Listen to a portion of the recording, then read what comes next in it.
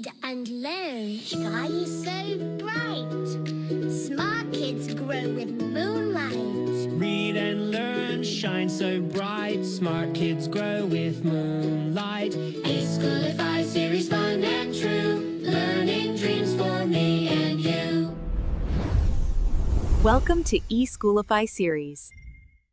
Assalamualaikum, me Sayyida Maryam Naqvi from the Moonlight International Publishers. Respected teachers, how are you? I hope you all are fine.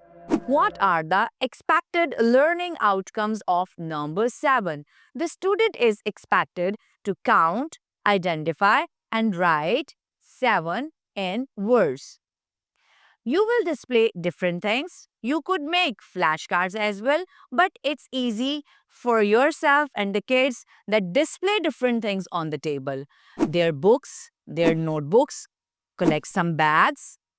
You could count erasers, crayons, that things that are present in the classroom. After that, how we will teach them the formation of number 7?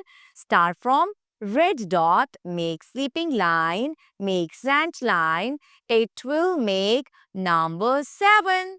It will make number 7. When the student will write the spellings of number 7, like 7 in words, so you will speak it out S-E-V-E-N. 7. S-E-V-E-N. 7. Okay? After that, riddle. What number I am? What number? After 6? Before 8? You're right. It's number 7. When the students will tell you the number, you will clap for them, encourage them, give them stars, candies as well. After that, visualize them the story and ask different question about 7. Show them different things. They will count and tell you the exact answer. I hope so.